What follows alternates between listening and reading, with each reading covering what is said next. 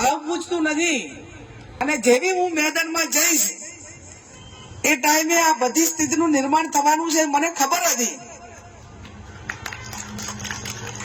અને અત્યારે સીધું બનાસકાંઠા ટુ કમલમ કર્યું હોય અને કેટલી મજબૂરી, હું તો એમ માનું છું કે કોઈ પણ વ્યક્તિઓની મજબૂરીની પણ હદ હોય। કોઈ આગેવાનને આજ હું લોકસભા લડું છું તો હું તમારા ગામ સુધી આવી તમને ફોન કરું, વિનંતી કરું, હજુ પણ તમને મળીશ। અને એક એક લોકશાહીની પ્રણાલિકા છે। આ તો વોટ એમને દોવા છે ને હામાં ઈયા અરે હામેથી થાય છે। કદાચ ઈરાયા આવતા હોય ને તો એટલું સન્માન કહેવાય એમ, પણ આ તો બનાસકાંઠા ટુ કમલમ અને ઓલા ભાજપના પ્રમુખ આમ હામું નજર પણ મેં ફોટો જોયો, આમ નજર પણ નથી, ઓધી નજર આમ હોતું તાકીને ખેસ પહેરાવે છે। ના રાજકારણમાં સૌમાનથી, સમાજના માનથી અને કદાચ જાહેર જીવનમાં કોઈ પણ પદ હોય તો એના માટે ટકાવમાં આપણાને પહોંચાડવા વાળો કાં તો આપણો સમાજ, આપણો પક્ષ ને આપણા ટેકેદારો ને આપણી જનતા હોય એમની શું જરૂર છે? ગમે તો ગમે આપણા મોટા હોય તોય આપણને મોટા આપણા બનાસકાંઠાના લોકો કરશે અને આપણા લોકો કરે તો આપણે એમની કોઈ ઓલી નથી એમ। અને મારો કહેવાનો અર્થ કે એ કોઈ સમાજોનું કે કોઈ પ્રતિનિધિઓનું અપમાન થાય નહીં, આપણું જ અપમાન છે। આપણને કોઈ કે અરે સામેથી ઉલડીને થાય છે એમ ગાડીઓ ભરી ભરીને ફરતા છે।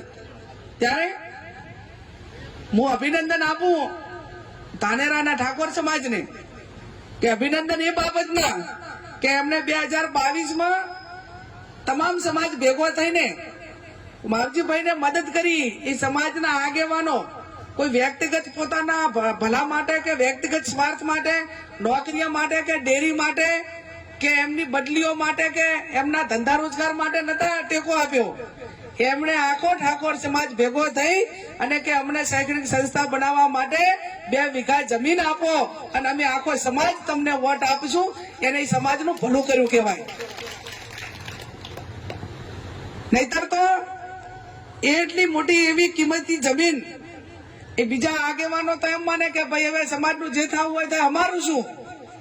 ત્યારે કોઈ સમાજ માટે થાય, કોઈ પોલિસીને આધીન થાય, કોઈ રાજકીય અન્યાય થાય। હવે કદાચ એમને રાજકીય અન્યાય કર્યો હોય તો એ કોંગ્રેસ પાર્ટી કે સમાજે કમી નથી કર્યો, એમને કોઈ અન્યાય થયો હોય તો સામે વાળી કર્યો છે। એ ગયા તો એમના વ્યક્તિગત સ્વાર્થ માટે ગયા છે અને કદાચ ભોગવ્યું તો એમના માટે સમાજે ભોગવ્યું છે।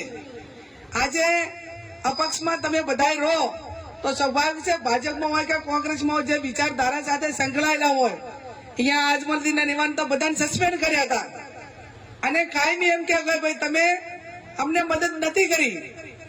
આવું જે તે પ્રજાના પ્રતિનિધિઓ જેના માટે જાય એના માટેની જવાબદારી હોય છે। અને આપ સૌને મારી 2 હાથ જોડીને વિનંતી છે કે કદાચ આપણા આગેવાનો એ મને ટિકિટ મળે એ પહેલા ગયા હોત તો એનો અફસોસ ના હોત, ચૂંટણી પતી ગઈ અને તરત ગયા હોત એનો અફસોસ ના હોત, પણ મને એક બાબતનું દુઃખ પીનાબેન 100% થાય છે મારા દિલમાં। અને દિલમાં દુઃખ એ થાય છે કે લોકસભાના પરિણામનું જે થવું હોય થાય, એ બનાસકાંઠાના 21 લાખ મતદારોને નક્કી કરવાનું છે, પણ મારા દિલમાં એટલું દુઃખ 100% થાય છે કે એક સમગ્ર બનાસકાંઠાની દીકરી તરીકે, એક ઠાકોર સમાજની દીકરી તરીકે એ સમાજને ભેગો બેહાડીને, કોંબા કરીને, 5 ભાઈઓને ભેગા બેહાડીને એ સારા માટા પ્રસંગમાં ભેગા બેહે ને એવી દીકરીની કુંવાસીની આશા હોય। એ સમાજ જુદો પડે ને એ કદી દીકરીને કે કુંવાસીને ક્યારે મંજૂર ના હોય। આજ મારા નામે ક્યાંક સમાજમાં નાના મોટું મન દુઃખ થાય ને તો એ જિંદગી ભર મને એનો અફસોસ રહે।